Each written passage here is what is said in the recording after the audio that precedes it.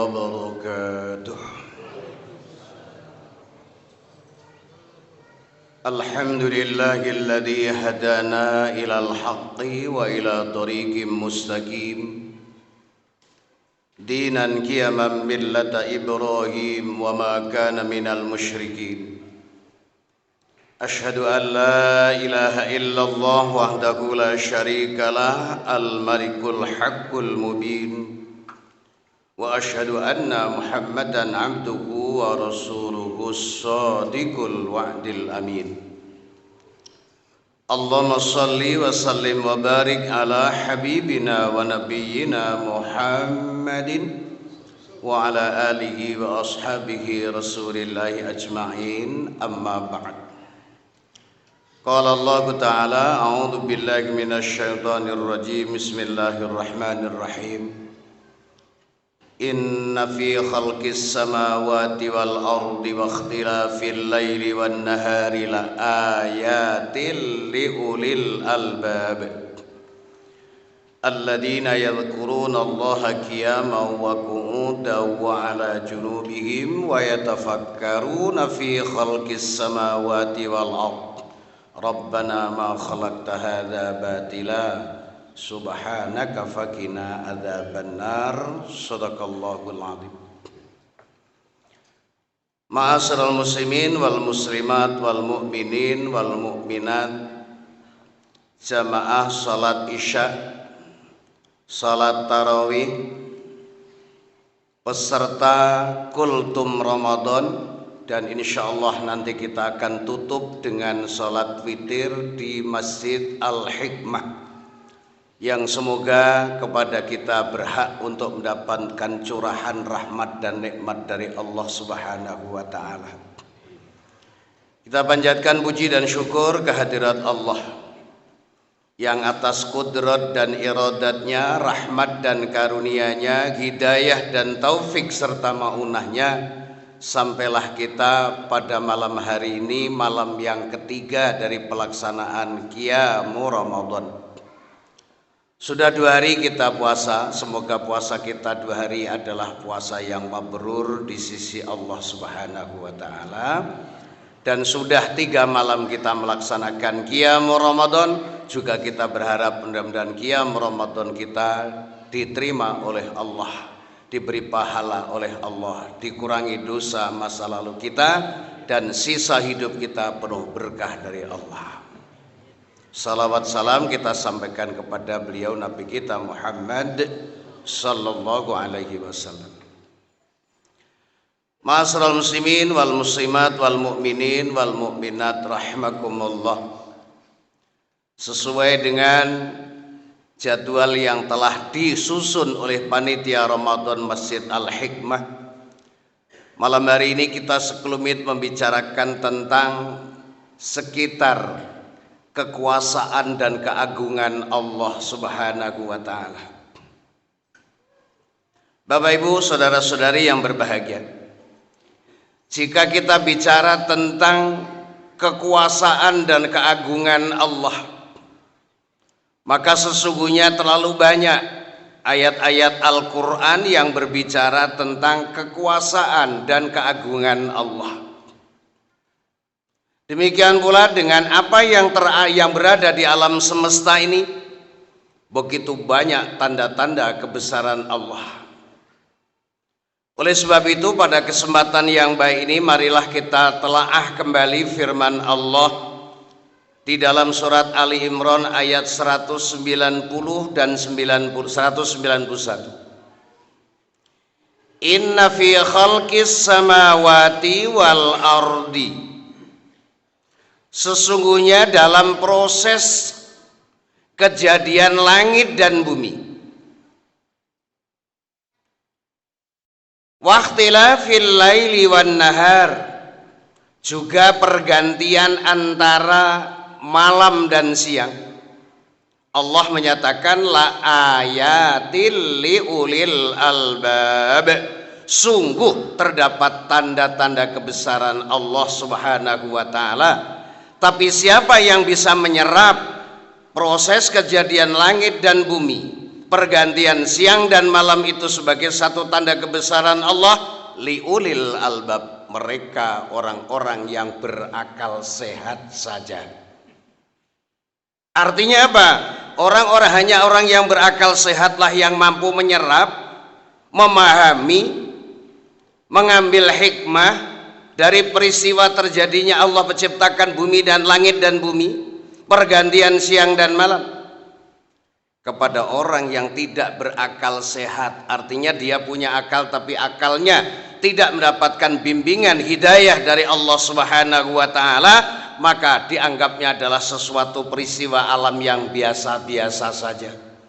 Padahal Allah menyatakan sesungguhnya proses penciptaan langit dan bumi, pergantian siang dan malam itu terdapat tanda kebesaran Allah bagi ulul albab.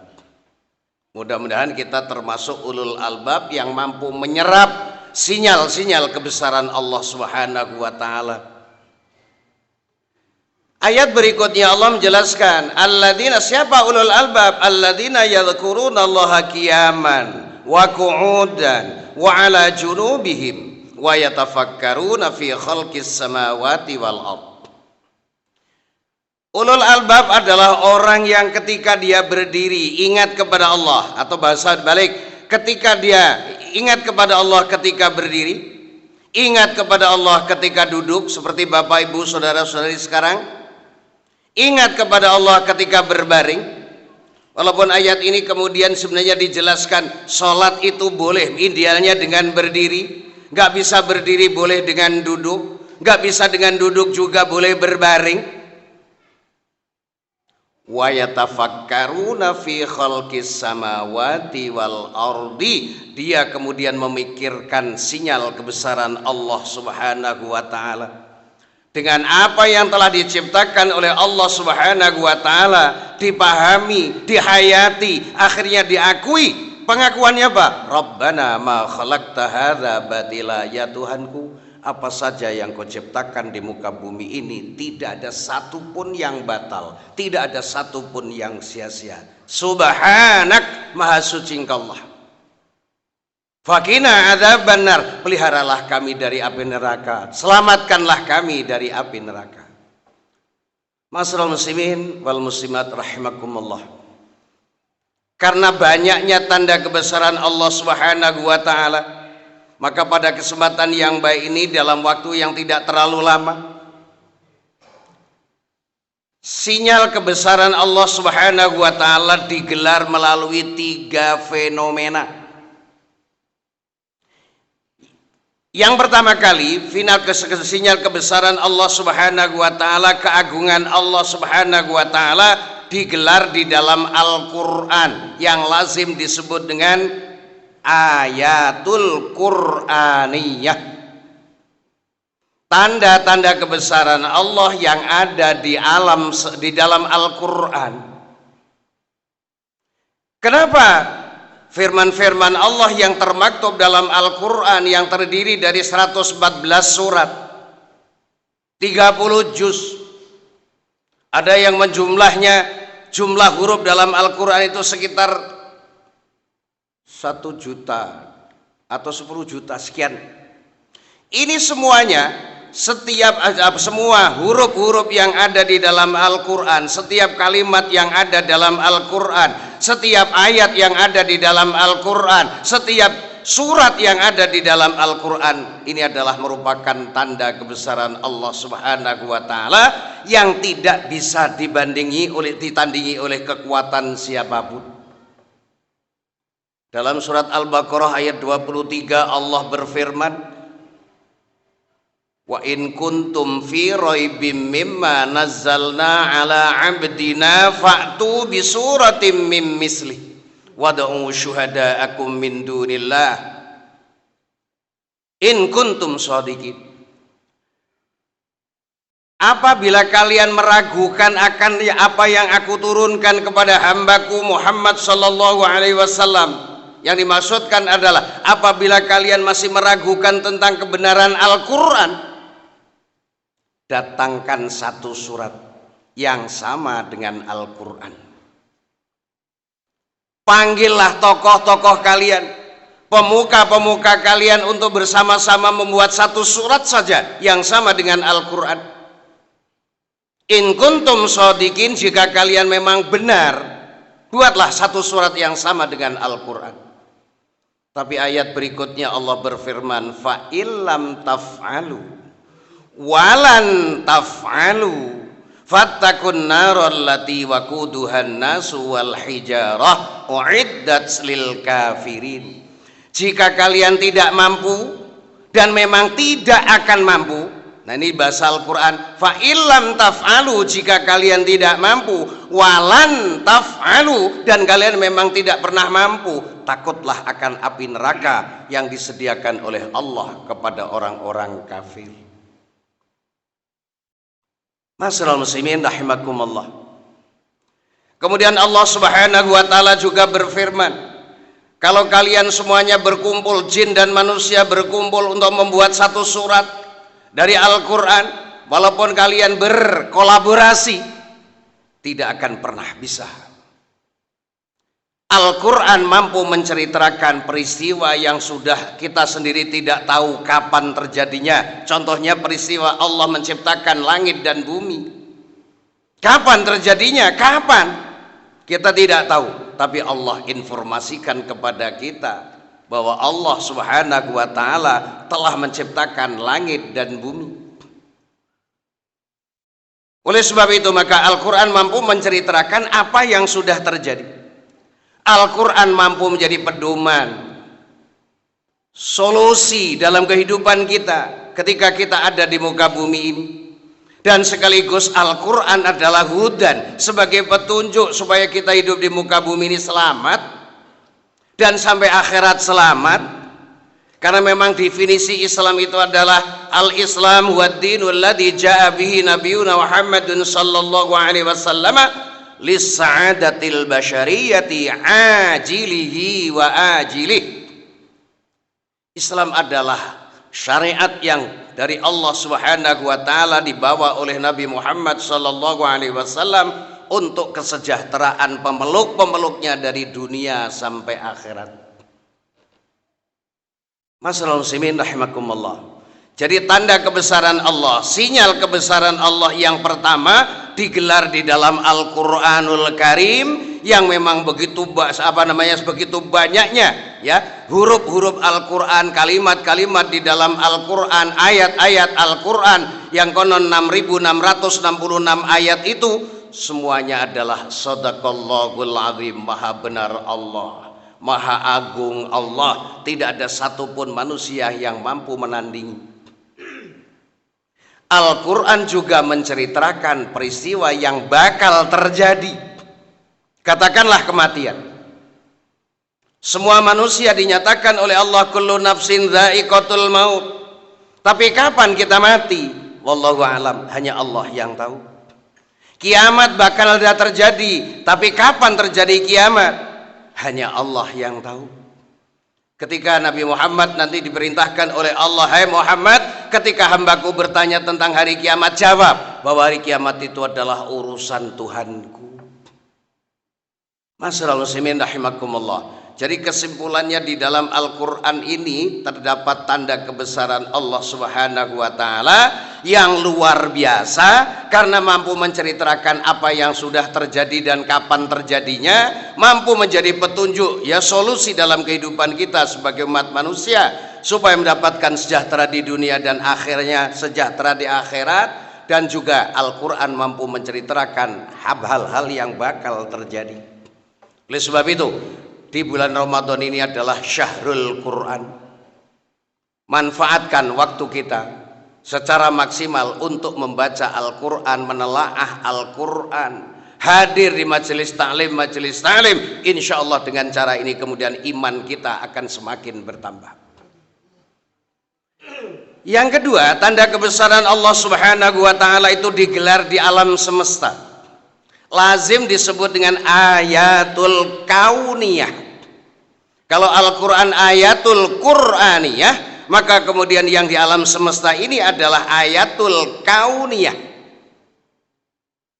Yang disebutkan oleh Allah di dalam surat Ali Imran 190 tadi adalah Wakhtilafil laili wan nahari, pergantian antara malam dan siang. Coba besok subuh habis subuh duduk di teras rumah masing-masing, matikan lampu, perhatikan tanda kebesaran Allah.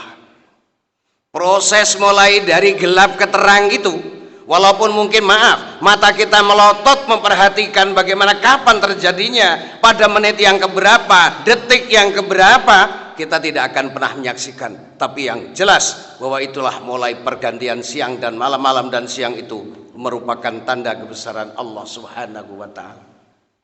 Yang paling dekat ayatul kauniyah, sebenarnya selalu banyak sekali ayat-ayat Al-Quran yang menerangkan tentang tanda-tanda kebesaran Allah di alam semesta ini. Tapi Allah berfirman dalam surat Az-Zariyat ayat 21, wa fi anfusikum afala tubsirun, yang ada pada diri kalian ini loh, apakah kalian tidak pernah memperhatikan? Kita diciptakan dari setetes air nutfah. Setetes air nutfah itu pun terdiri dari saripati daripada tanah, yang kemudian menumbuhkan tumbuh-tumbuhan. Tumbuhan itu kemudian kita makan, sebagian kemudian kita minum, semuanya dari tanah. Jadilah vitamin, kemudian jadilah orang-orang yang dewasa menjadi nutfah, dan pada akhirnya terjadi pembuahan. Kok setetes air nutfah jadi orang seperti kita? Allah bertanya dalam surat Yasin, awalam yaral insanu anna khalaqnahu min nutfatin fa idza huwa khasimun mubin. Apakah manusia-manusia itu enggak memperhatikan dia diciptakan oleh Allah dari setetes air nutfah, tapi begitu jadi manusia banyak yang menjadi musuh Allah, memusuhi Allah Subhanahu wa taala. Na'udzubillah min dzalik. Maka momentum Ramadan kita jadikan untuk momentum untuk pendekatan diri kita kepada Allah, takarrub ilallah. Yang terakhir, ayatul hikmah, tanda kebesaran Allah yang digelar di alam yang ada dari hikmah. Hikmah keberhasilan maupun hikmah kegagalan, ini semuanya mengandung hikmah. Ya, mengandung hikmah. Sekedar cerita nih Pak, bukan ria. Ketika saya selesai kuliah, saya diminta oleh orang-orang Asy-Syafi'iyah untuk mengajar. Bukan dosen, mengajar di Sanawiyah Aliyah. Tapi anehnya, yang diberikan kepada saya itu bukan mata pelajaran agama, karena Asy-Syafi'iyah sudah gudangnya agama. Saya mengajar pelajaran umum, sosiologi, antropologi, sejarah dan sebagainya. Dengan basic agama saya padukan ilmu agama dan ilmu umum itu. Ternyata saya tidak sengaja untuk pengen jadi guru teladan, tapi 4 tahun berturut-turut saya dinyatakan guru teladan. Sehingga Bu almarhumah Ibu Tuti Alawiyah memanggil saya untuk menjadi kepala sekolah, dan akhirnya setelah 1 tahun menjadi kepala sekolah saya mendapatkan hadiah untuk haji pertama kalinya tahun 1993. Ini hikmah. Mungkin kalau saya pada waktu itu ngajar pelajaran agama tidak seperti ketika saya mengajarkan pelajaran umum. Ketika kita combine antara ilmu pengetahuan agama dan ilmu pengetahuan umum, disitulah bisa menyentuh hati. Alhamdulillah, semua itu adalah hikmah dari Allah Subhanahu wa ta'ala. Kita tidak bisa memaksakan kehendak, tapi memang Allah sudah mengatur sedemikian rupa. Itulah hikmah.